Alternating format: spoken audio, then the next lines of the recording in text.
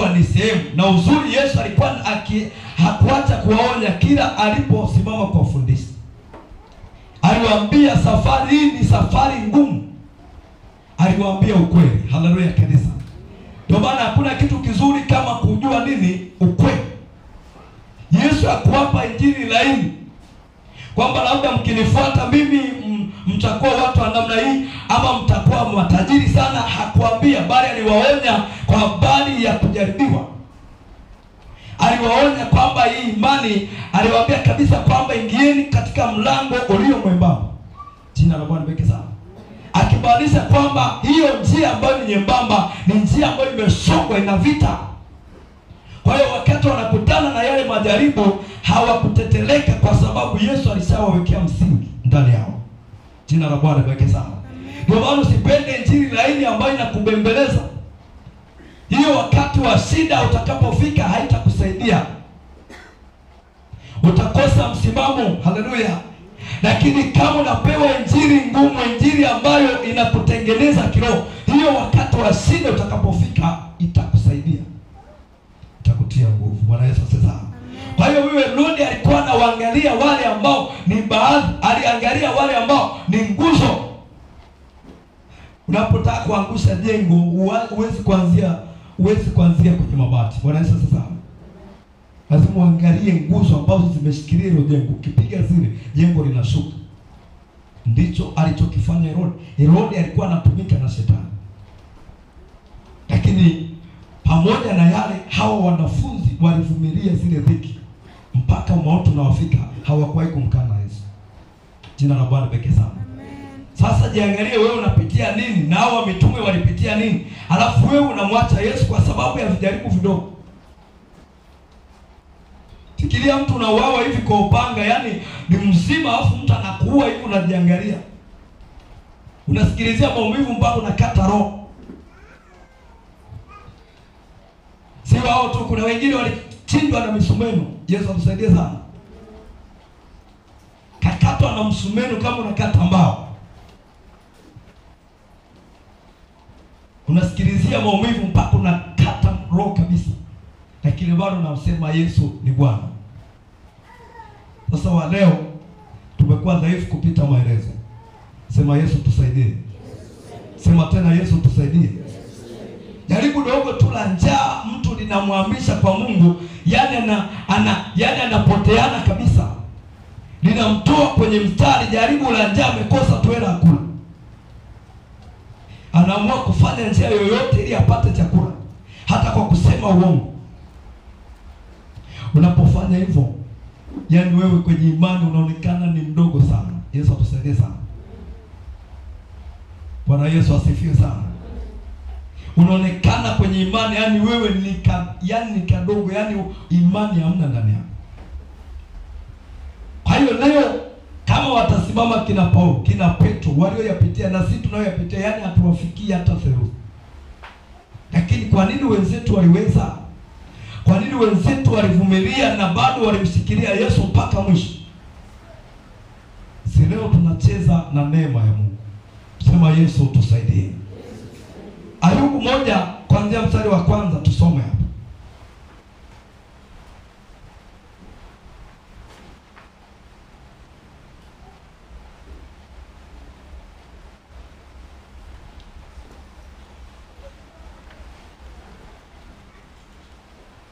Biblia inasema Ayubu 1 kuanzia mstari wa kwanza.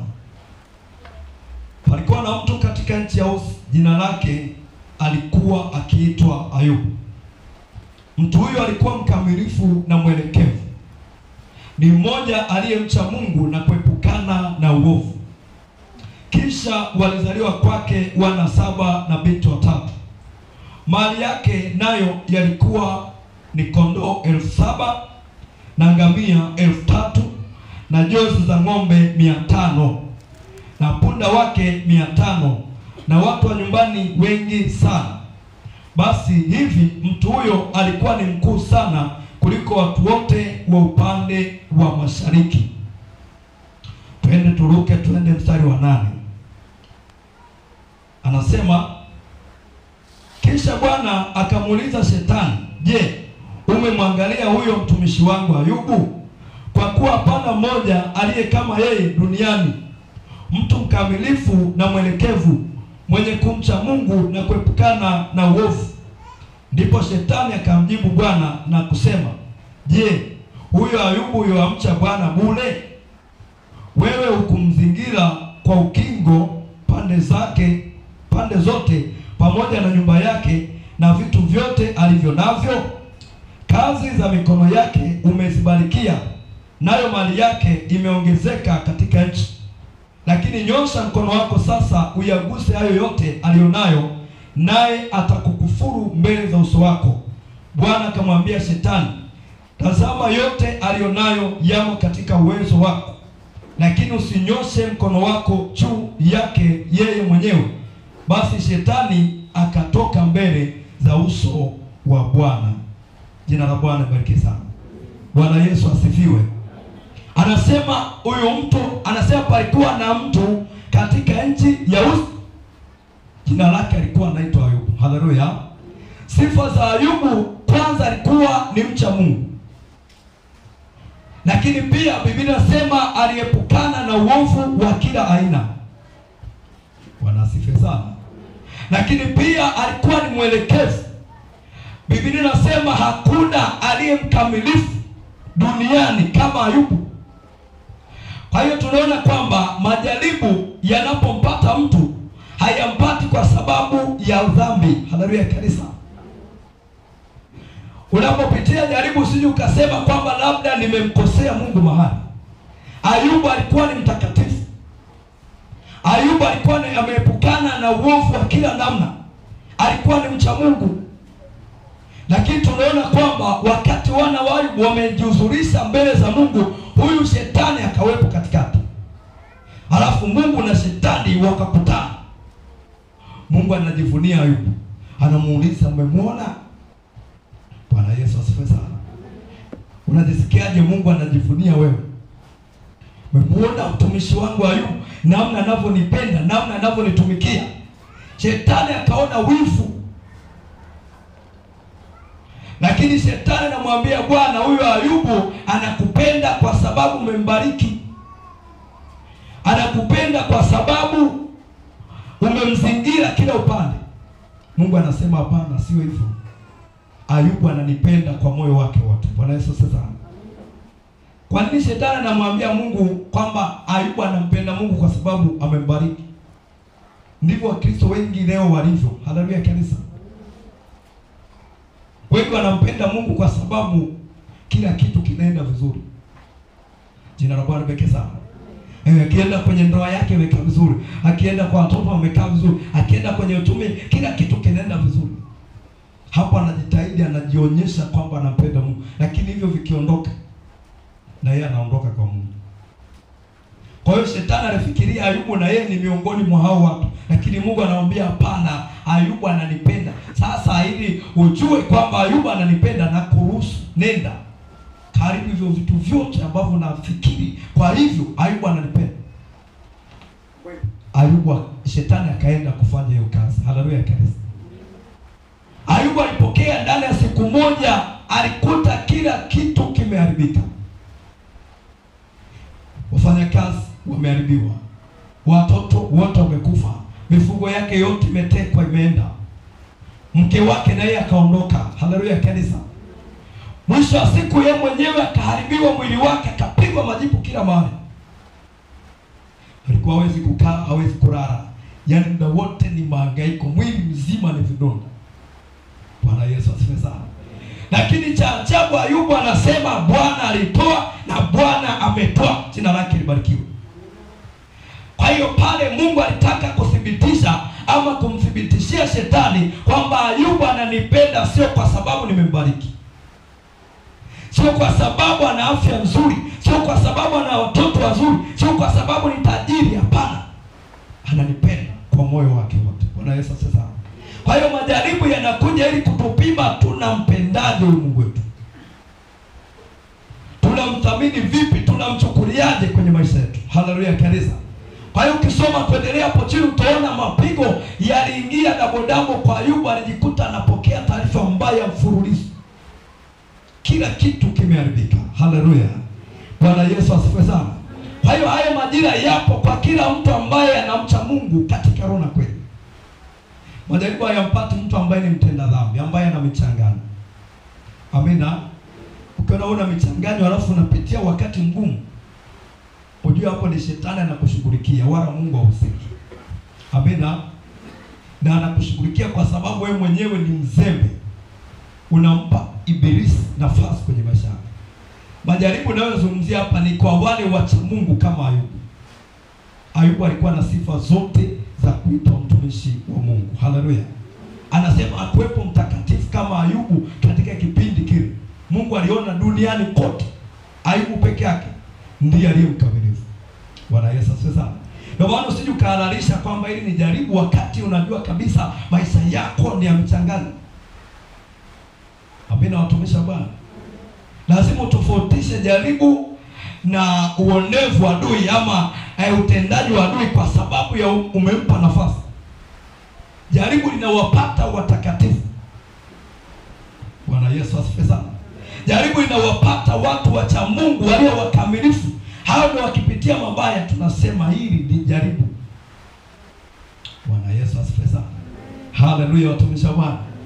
Na jaribu huwa linakuja wakati mwingine linakupunguzia hata mwendo wa kumcha Mungu. Linakupunguzia mwendo wa kumtafuta Mungu. Ukiona jaribu limekuja linataka kuua kabisa imani, ujue hapo adui ameingia kufanya kazi. Haleluya kanisa.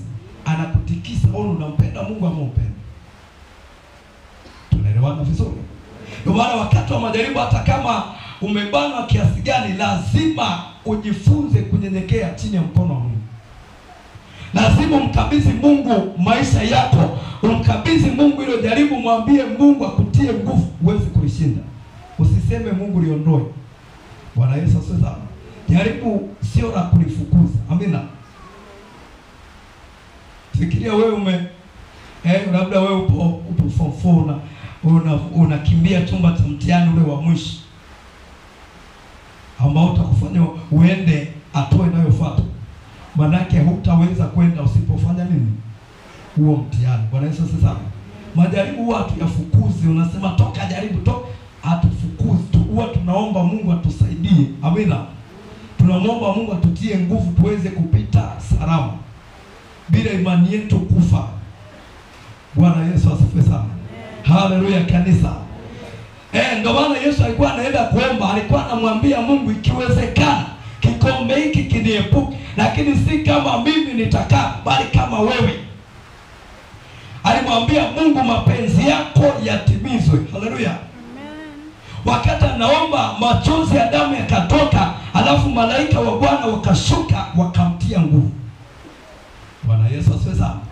Wale malaika walimtia nguvu ili aweze kushinda ile safari ya msalaba. Hakumwambia Mungu ondoe ile jaribu, alimwambia ikiwezekana. Bwana Yesu asifiwe sana. Ikiwezekana mapenzi yako yatimizwe. Kwa hiyo usije ukafukuza jaribu. Na uzuri jaribu huwa halifukuziki. Amina. Hata ukilifukuza aliondoki. Litaendelea kukufinyanga. Bwana asifiwe sana. Litaendelea kukutengeneza mpaka mwisho, mpaka unamaliza. Kwa hiyo lazima muombe Mungu wakati huo, unatakiwa uombe sana ili Mungu akupe nguvu ya kustahimili. Haleluya. Bwana Yesu asifiwe sana. Luka 22:31 hadi 34. Luka 22:31 hadi 34.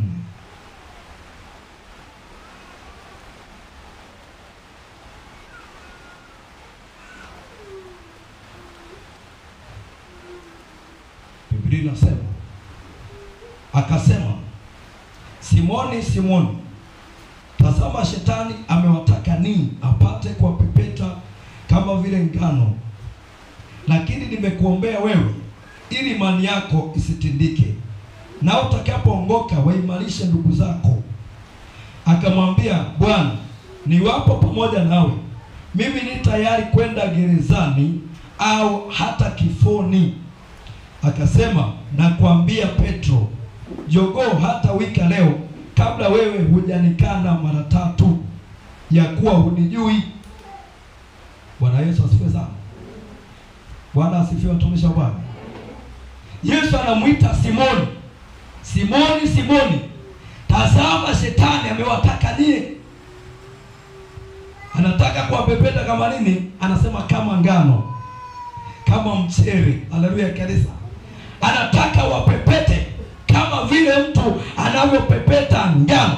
Lakini nimekuombea wewe Petro, utakapoongoka waimarishe ndugu zako. Lakini cha ajabu, huyu Petro anamwambia Yesu, mimi niko tayari hata kufa kwa ajili yako. Bwana Yesu asifiwe sana. Unajua hapa Petro alikuwa anaongea kibinadamu. Amina. Kibinadamu kweli alikuwa anampenda sana Yesu. Jina la Bwana libarikiwe sana. Alikuwa anampenda sana. Lakini wakati ya majira sasa yamefika, tunamwona Yesu alimeshatabiri hapo kwamba wewe Petro, angalia, yani jogoo hata wika leo kabla wewe hujanikana mara 3. Bwana Yesu asifiwe sana. Ukisoma hapo chini kuendelea utaona kweli baada ya pale Yesu amekuja kukamatwa, amepelekwa huko kituoni. Bwana Yesu asifiwe sana. Kuna mtu mmoja, mtoto wa kuhani, akamwangalia Petro namna anavyotembea, akasema bila shaka na wewe ni mwanafunzi wa Yesu. Tunaona kweli Petro akakataa. Bwana asifiwe sana. Akatokea na mtu mwingine na yeye akamwambia, akakataa mara ya pili. Akatokea na mtu wa 3 akamwambia, napo akakataa. Baada ya pale jogoo akawika kweli. Bwana asifiwe sana. Petro akakumbuka yale maneno ambayo Yesu alimwambia. Biblia inasema alipokumbuka na Yesu akamtazama Petro, Petro akatoa machozi. Manake alitubu. Bwana asifiwe sana. Alimkana kweli mara 3, akamwambia sikujui. Lakini pale mwanzo alimwambia Yesu, niko tayari hata kufa kwa ajili yako. Lakini maombi ambayo Yesu alimwombea Petro yalifanya kazi. Bwana asifiwe sana. Tunaona baada ya Yesu kukamatwa, wale wanafunzi wote walikimbia. Petro peke yake ndo alikuwa anachungulia kwa mbali, anasogea taratibu. Na yeye alikuwa anasogea kwa sababu Yesu alimuombea. Haleluya, watumishi wa Bwana. Maana hata yeye asingeombewa na yeye angekimbia, wangemwacha Yesu peke yake. Lakini aliwaonya kwamba shetani anataka wapepete. Maana katika wale wanafunzi ambao ilionekana ni ngano walikuwa ni Petro. Hawa wote walitawanyika, walikuwa ni kama pumba. Yesu atusaidie sana. Bwana Yesu asifiwe. Unapopepeta ngano, lengo lako nataka zile pumba yale makapi yaondoke. Si ndio? Yale hayawezi kustahimili upepo, kwa ukipepeta hivi ule upepo ukipita zile pumba zinatoka, zinadondoka chini. Kwa hiyo Petro ndo alionekana ni ngano, lakini yale mengine yalionekana ni mapumba, yalitawanyika. Kwa nini hawakustahimili? Yesu alijua hawawezi kustahimili kwa sababu kwanza hawana roho wa Mungu ndani yao. Jina la Bwana libarikiwe sana. Hata Petro baada tu ya kuombewa na Kristo ndo akapata kale ka ujasiri kakusogea taratibu, lakini bado na yeye alimkana Yesu mara 3. Bwana Yesu asifiwe sana. Haleluya, watumishi wa Bwana. Kwa hiyo hayo mambo yapo, usije ukaelewa kwamba ukiokoka ndo basi ni mtelezo. Hapana. Safari ya imani ni ngumu. Amina. Ili ukiwa na Roho Mtakatifu atakutia nguvu. Ndio maana Paulo anasema tunaweza mambo yote katika yeye anayetutia nguvu. Bwana Yesu asifiwe sana. Safari ya imani sio rahisi, usikae kinyonge, usikae kizembe. Ndio maana inahitaji uwe na utayari. Amina. Angalia wanajeshi kabla hajajiunga na jeshi anaambiwa kabisa. Anaambiwa mafunzo ya jeshi yako hivi na hivi na hivi. Amina. Mafunzo ya jeshi ni magumu. Yaani ukimwona mwanajeshi anakatiza mtaani usije ukamtamani kabisa. Haleluya. Bwana asifiwe. Wanapitia wakati mgumu, yani yale mafunzo yanakuwa ni magumu. Hasa wale wanaoitwa makomando, ndio usiseme kabisa. Kuna mpaka mtu anaitwa komando, aliposugua mpaka anapata chocheo, sio mchezo. Bwana asifiwe sana. Haleluya, watumishi wa Bwana. Na sisi tunajiita ni makomando wa Yesu, lazima tuonyeshe ukomando. Usijipe cheo wakati hujapita. Amina. Cheo cha ukomando sio mchezo. Kuna wengine wanaishaga kufa wakiwa kwenye mafunzo. Amina. Yeye anaenda kwenye mafunzo ya ukomando alafu anafia huko kwa sababu ya yale mazoezi na yale mafunzo ambayo wanapitia. Anashindwa kustahimili, anakufa. Wengine wanazimia wakiwa kwenye mafunzo. Wanasiwe sana.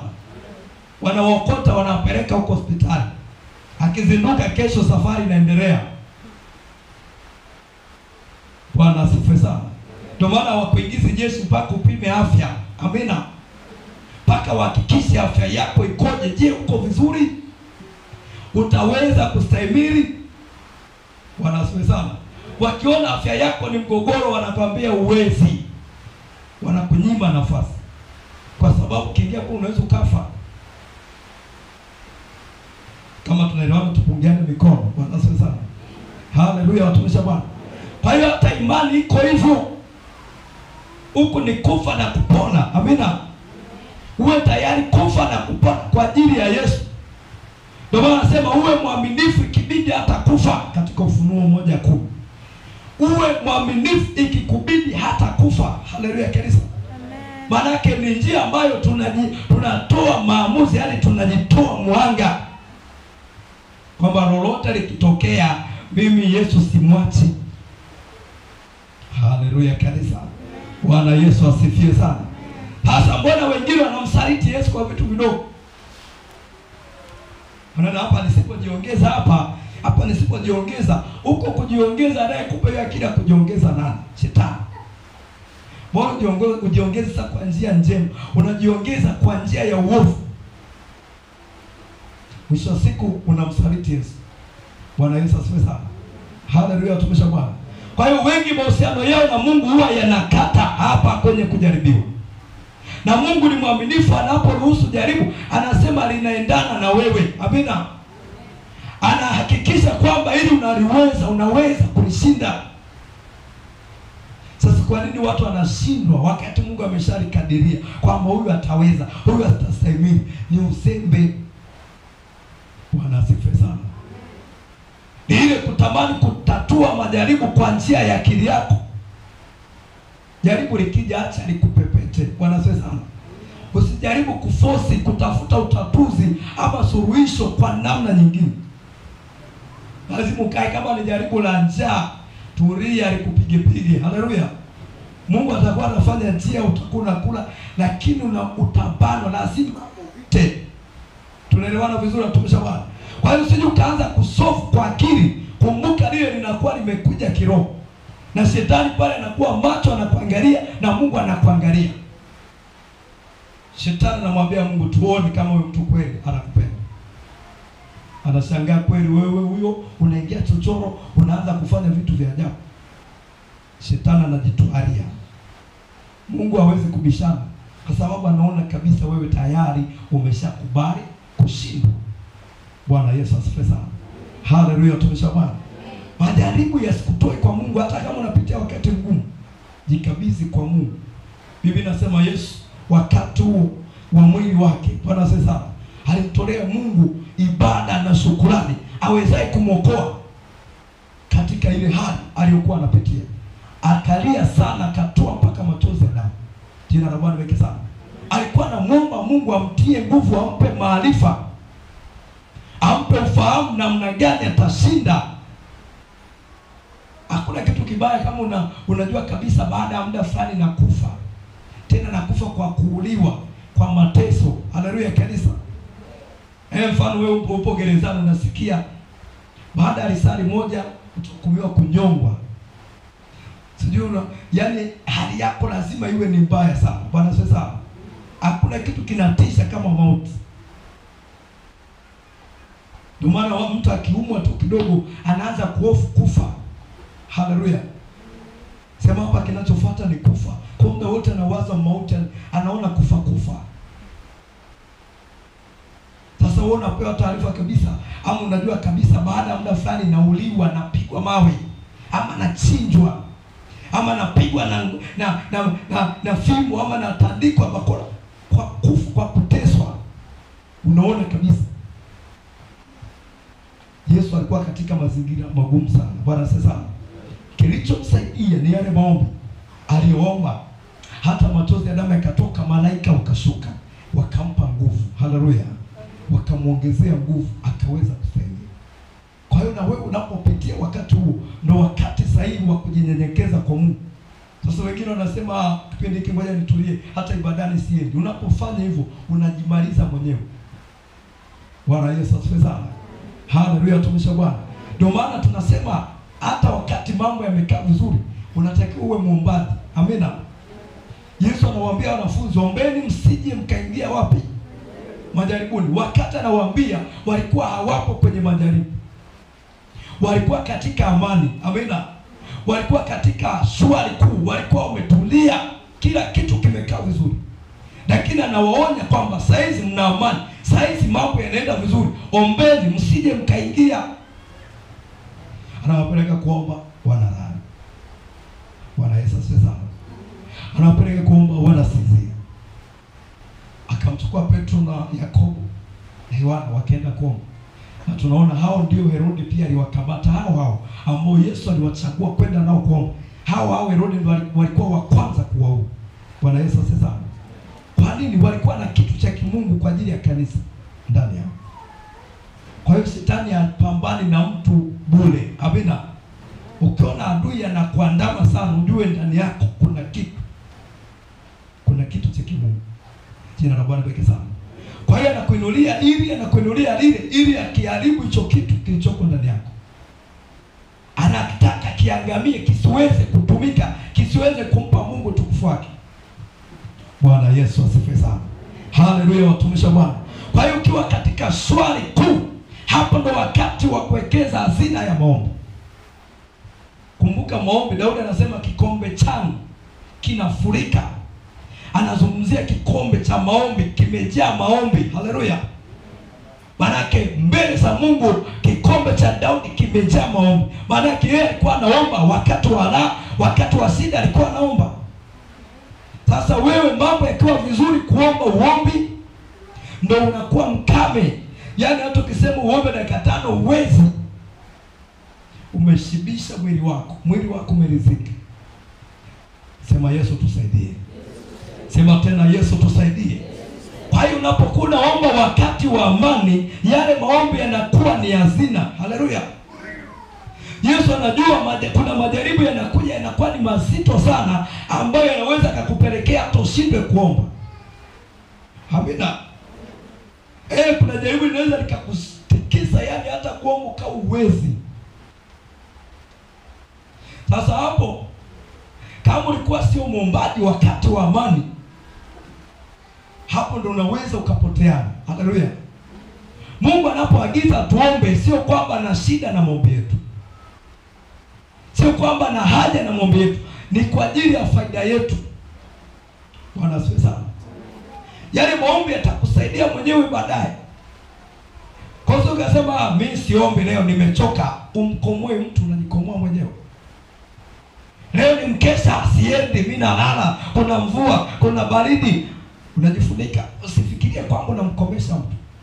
Yesu anawaambia ombeni msije mkaingia, yani na wajari wao, yani kwa faida yao. Kuyaingia majaribu manake ni kushindwa. Wanasema sana, linakutikisa, linakupeleka kule, unafia kule. Lakini ukiwa mtu wa kuomba, manake ile nguvu, kwa sababu maombi yanaleta nguvu ya kiroho. Amina. Unapokuwa unaomba, kiroho chako kinakuwa imara, kinakuwa na nguvu ya kustahimili. Kwa maana huduma ya Yesu ilijaa maombi.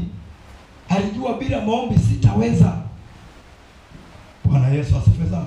Mkristo, fikiria Yesu na Waroma, hamkuweza kukesha nami hata kwa saa moja. Maanake Mungu anataka tuombe, yani risali moja ndio kiwango cha chini. Sasa kwa wiki unaomba mara ngapi? Wengine anaomba tu Jumapili akija hapo. Yesu akusaidie sana. Ndio wewe sasa jaribu likija, unaanza kusolve kwa akili zako. Bwana asifiwe sana. Hapa jaribu limeinuka kwenye uchumi, unaanza kusovu kwa akili yako. Unaanza kukopa mitaji na kuweka pale. Unaweka na yeye inaliwa. Unachukua pale unaweka inaliwa. Unasovu kwa akili kwa sababu hazina ya maombi huna. Bwana Yesu asifiwe sana. Kwa hiyo kutu unaishiwa, unajiletea umaskini kwa sababu wewe hazina ya maombi hauna kabisa. Kwa hiyo kustahimili unashindwa, pressure inakupata. Yaani ikitokea tukio pressure juu. Unaanza kuhema, unatoa mimacho, unatoa mijasho. Mapigo ya moyo yanaanza kukimbia. Yaani huwezi kustahimili. Ukiona yohari wewe ni dhaifu sana. Haleluya. Yaani kiroho wewe ni dhaifu. Biblia inasema hatutaogopa hata tutakaposikia taarifa mbaya. Anasema mioyo yetu itakuwa na ustahimilivu. Bwana sasa. Bwana asifiwe. Haleluya. Fikiria Ayubu analetewa taarifa wafanyakazi wako wameuliwa. Baada anatoka yule anakuja mwingine watoto wako wamekufa. Baada anakuja mwingine mifugo yako imeshatwaliwa. Lakini Ayubu bado yuko ngangani. Bwana Yesu sasa. Hakuna cha pressure, hakuna cha mapigo ya moyo kwenda mbio. Yeye anasema tu sawa. Anakuja huyu sawa, anakuja huyu sawa. Moyo wake ulikuwa una uwezo wa kustahimili. Kwa sababu gani? Ayubu alikuwa na tabia ya ibada. Jina la Bwana libarikiwe sana. Bwana Yesu asifiwe sana. Hakupata pressure, angekuwa wewe sasa. Wiki taarifa kidogo tu, yani unakuta mapigo ya moyo yamehama kabisa. Watu wanaanza kukupepea, unazimia. Hapo nasema Yesu ni Bwana. Yaani wakati wa amani ndio Yesu ni Bwana, wakati wa mabaya unamwona Yesu sio Bwana. Unamwona kama anapendelea, unaanza kumwona kama Yesu anakaupendeleo. Mbona wakati wa amani ukusema Yesu anakupendelea? Mbona kusema Yesu, mbona mimi unanipendelea? Mbona yule pale hujamkumbuka? Yesu tusaidie sana. Tunaelewana vizuri eh? Wakati wa amani pale adui ndo anatengeneza mabaya. Amina. Ukiona kuna amani usifikirie adui amenyamaza. Bado anaendelea na vikao vyake. Amina. Bado anakulia timing, huyu mtu nitampata. Huyu mtu nipite wapi? Yaani yeye kazi yake ni kutunga sheria na mpataje mtu. Sasa wewe umejisahau kuna amani. Hujui kinachoendelea huko roho. Bwana Yesu asifiwe sana. Hujui kinachokuja baada ya hiyo amani. Kwa hiyo usijisahau, mwambie jirani yako usijisahau. Mwambie tena usijisahau. Haleluya, tumisha Bwana. Tusome kitabu kile cha Mathayo 4 mstari wa 1.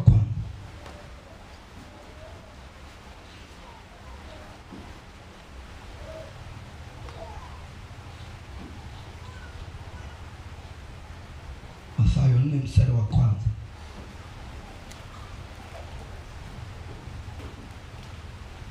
Biblia inasema, kisha Yesu alipandishwa na Roho nyikani ili ajaribiwe na Ibilisi.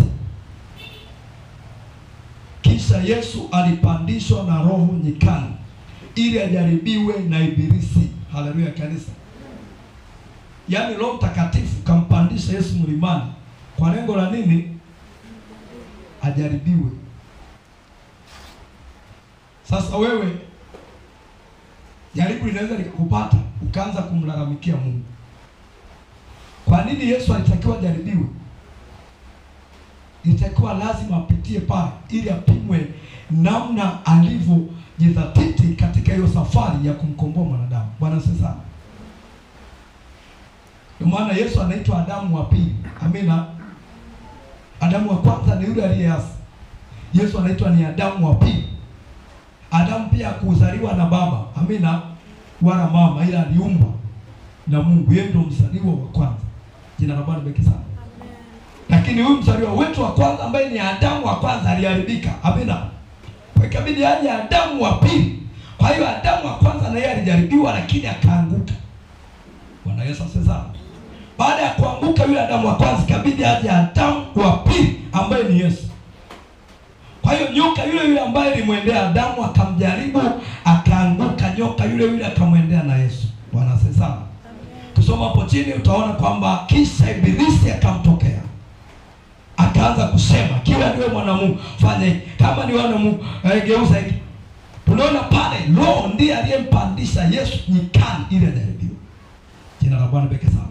Ndio maana baada ya kwenda kule nyikani, Yesu akafunga siku 40. Siku ile ya mwisho Biblia inasema akaona nini? Akaona njaa. Aliposikia tu njaa, Ibilisi ndo akatokea pale pale.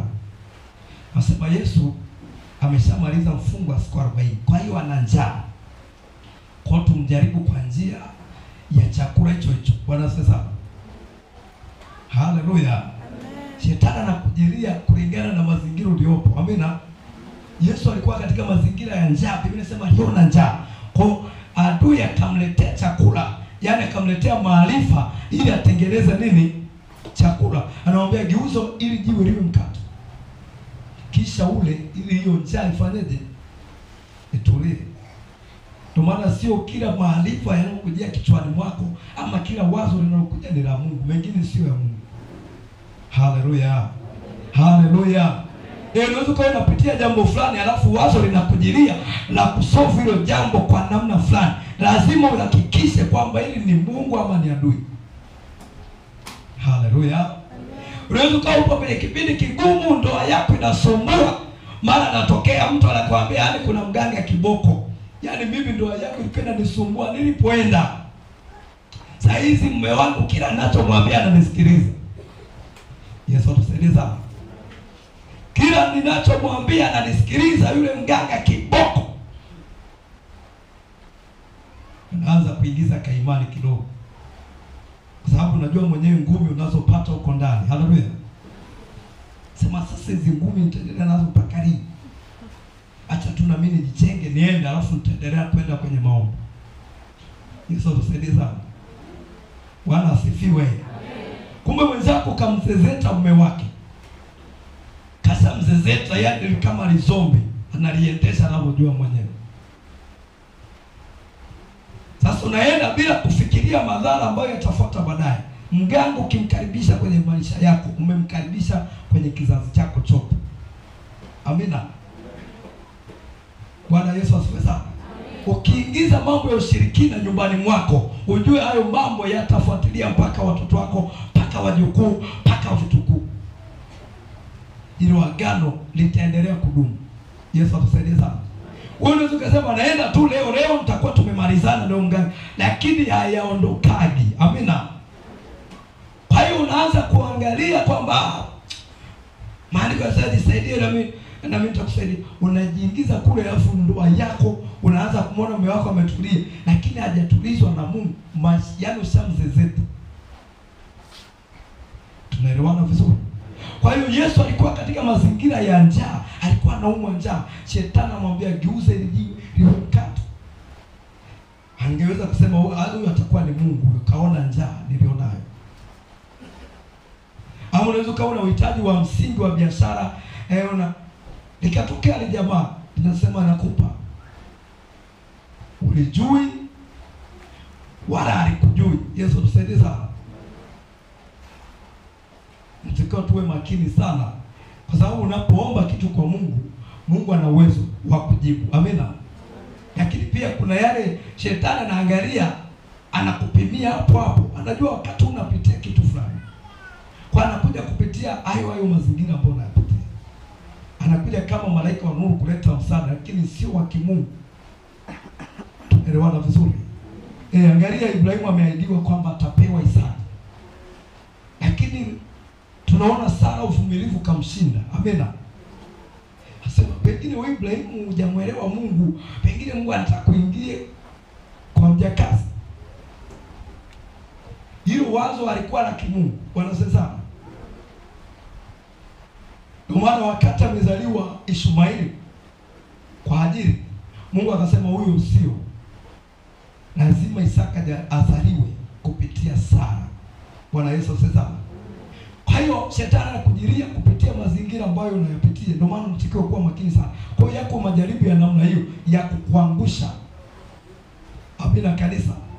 Yako yale yanaharibu maisha yako, yanaharibu yale yanakupepeta kweli kweli, lakini yako haya ya kukuangusha, yako ya kimitego mitego. Bwana asifiwe sana. Bwana Yesu asifiwe sana. Kwa hiyo Yesu hapa alikuwa anajaribiwa kwa mitego. Amina. Anategewa mtego huu, shetani anakuta Yesu kavuka. Anategewa mwingine, anakuta Yesu kavuka. Na kilichomsaidia Yesu ni neno lilikuwa ndani yake. Ndio maana nasema mtu anayetendea kazi neno la Mungu atafananishwa na mtu mwenye akili aliyejenga nyumba yake juu ya mwamba. Haleluya. Anasema mafuriko yatakuja, mvua zitanyesha, zitaipiga ile nyumba lakini isianguke. Kwa hiyo hizo mvua sio mafuriko, ndo majaribu yenyewe. Bwana sasa, unapokuwa unaishi neno la Mungu ndilo litakalo kusaidia kusimama. Hata mtu akakuyumbisha, hata upepo kavuma, hata mafuriko yakaja, neno ndilo linalomfanya mtu asimame kwenye mwamba. Haleluya. Neno ndio linakufanya usitetereke. Anasema atafananishwa na mtu mwenye akili aliyejenga nyumba yake juu ya mwamba. Kwa hiyo mvua zinapiga, hiki kinapiga, lakini ile nyumba haianguki. Ndivyo alivyo mtu ambaye ameamua kumcha Mungu. Haleluya. Lakini anasema asiyelitendea kazi atafananishwa na mtu mjinga aliyekuta uwanja akaanza kupanga tofali, kaanza kujenga. Hajachimba msingi wala nini. Akakuta tu uwanja uko tambarare, kaanza kupanga tofali na jenga, nyumba inaenda juu. Hiyo nyumba haina msingi. Yesu tusaidie sana. Kwa hiyo hapo mafuriko yakija, hiyo nyumba lazima iende chini. Tunaelewana vizuri watumishi wa Bwana? Kwa hiyo Yesu alipandishwa ili ajaribiwe. Kwa hiyo Yesu alishinda majaribu. Akamwambia imeandikwa, mtu hataishi kwa mkate tu, bali kwa kila neno litokalo kwa Mungu. Haleluya. Akashinda. Baadaye akampeleka juu ya mnara, akamwambia ikiwa ndiyo mwana wa Mungu, jitupe chini, maana Mungu amesema atatuma malaika wakuokoe. Yesu anamwambia imeandikwa, usimjaribu Bwana Mungu wako. Bwana Yesu asifiwe sana. Haleluya, tumisha Bwana. Ndio maana sio kilichoandikwa tunatakiwa tukifanye. Bwana asifiwe sana. Hii Biblia imejaa neno la Mungu, lakini sio kila yaliyoandikwa yanatakiwa tuyafanye. Kwa mfano Ibrahim aliingia kwa ajili kon, na sisi tuanze kuingia kwa wajakazi. Imeandikwa. Bwana asifiwe sana. Kwa hiyo sio kila kilichoandikwa, mengine yameandikwa ili kutufundisha. Amina. Tunaona kuna Yuda kamsaliti Yesu, yameandikwa. Sio kwamba na sisi tumsaliti kwa sababu imeandikwa. Haleluya. Amen. Tunaona kuna nabii akaoa kahaba, Mungu akamwambia nenda ukajitwalie kahaba awe mke wako. Bwana sasa. Kwa hiyo na sisi tuanze kuwafuata makahaba? Hapana. Mungu alikuwa anafanya vile kwa lengo la kutoa fundisho. Amina. Alikuwa anafundisha kwa mifano. Kwa nabii anaenda anachukua kahaba, anakaa naye, alafu anatoa ujumbe pale. Bwana sasa. Tunaelewana vizuri? Kwa hiyo sio kila yaliyoandikwa yanatakiwa tuyafanye. Hapana. Mengine yameandikwa ili kutuzuia. Ndio maana kuna yaliyotuzuia tusifanye, na yako ambayo yanaturuhusu tuyafanye. Bwana asifiwe sana. Haleluya, tumisha Bwana. Kwa hiyo lazima tujihakikishe jaribu linapokuja lazima ulipime kwamba hili nia yake ni nini. Amina. Msaada unapotokea, unaweza ukawa umeomba kitu kwa Mungu, unakuta kinakuja chapu. Lazima ujiulize kwamba hivi hili ni jibu limetoka kwa Mungu ama ni adui? Adui na yeye anajibu. Haleluya. Amen. Umeomba sio mke, umemwomba Mungu, anaweza katokea mtu. Lazima ujihakikishe kwamba huyu hivi ni Mungu kajibu ama ni nini. Usiamini kila kitu. Bwana sasa. Lazima ujihakikishe kwamba Mungu kama ni wewe na iwe hivi na hivi, kama ni wewe na hivi, hata mara 3 mara 4. Shetani vya kwake ni chap chap. Bwana sasa. Anajua ukikipata kichenyewe utafika mbali. Kwa anaweza kaleta kitu fake ukajua ni cha kimungu. Haleluya. Hata kwenye maono anaweza kukuonyesha maono fake ukajua ni Mungu. Lazima uwe makini. Wengi wananasa kwenye hiyo mitego. Amina. Anajikuta akajiingiza kwenye mabaya akiamini ni Mungu kanijibu. Ndio maana usiamini maono. Lazima yapime kwenye maandiko. Bwana sasa. kwa hivi haya maono yamekaje kaje. Lazima ujihakikishe, fuata hata mchungaji wako, mwambie nimeona hivi na hivi na hivi, utapata ushauri. Bwana sasa, usiamini kile unachokiona. Adui na yeye huwa anafunua. Kwa unaweza ukajaribiwa kupitia hayo maono. Bwana sasa, unaweza ukaomba kitu ukaonyeshwa, ukaamini Mungu ameshatenda, ukaacha hata kuomba, ukasema tu sasa nitakuwa tu nashukuru maana Mungu kashanionyesha. Kumbe ni adui kakuletea fake. Kuna rizika kwamba tayari, alafu kule adui anaendelea kufunga, kukaza. Anakuhuria ile nguvu ya kuomba uendelee kuomba, kwa sababu anakuaminisha tayari ulichokiona tayari Mungu amesema. Wangapi tunaelewana? Bwana Yesu asifiwe sana. Kwa hiyo wengi wanajaribiwa kupitia mazingira hayo ya ndoto na maono. Usiamini ndoto. Mfano naomba labda ndo anakuta mmoja akaniambia leo nimeonyeshwa zaidi ya watu 3. Bwana asifiwe sana. Hapo kuna maono ya Mungu hapo. Leo unaonyesha yule, kesho unaonyesha yule, kesho unaonyesha mwingine. Mungu anataka kuoe 3. Bwana asifiwe sana. Wote 3 waoe. Umekuwa nani? Utakuoe kwa mitala. Bwana Yesu asifiwe sana. Kwa ukiona tu adui anawajaribuji wengi katika hayo maeneo. Sasa unaweza ukaona ukasema tayari Mungu ameshafanya. Kumbe ni adui kakuletea maono fake ili usiendelee kuomba. Bwana Yesu asifiwe sana. Kwa hiyo lazima ujihakikishe kama ni wewe Mungu na itokee tena. Kama ni wewe na itokee tena, ushahidi wa kutosha uwepo. Bwana Yesu asifiwe sana. Bwana Yesu asifiwe. Kwa hiyo shetani yupo kwa ajili ya kutujaribu. Yeye anatoa fake, Mungu anatoa original. Amina. Fake na original inajulikana endapo tutataka kuthibitisha. Amina. Ila kama utahitaji kuthibitisha, kutafiti, fake utaiamini ni original. Amina. Copy utaamini ni original kwa sababu una mpango wa kutafiti. Bwana asifiwe sana. Una mpango wa kujua hicho kitu kwa undani. Kwa hiyo kikitokea tu ndo hicho hicho. Kuwa makini. Mwambie jirani yako kuwa makini. Mwambie tena kuwa makini. Mungu abariki sana. Muda wangu umeisha, tutaendelea siku nyingine. Naomba usimame hapo ulipo tumshukuru.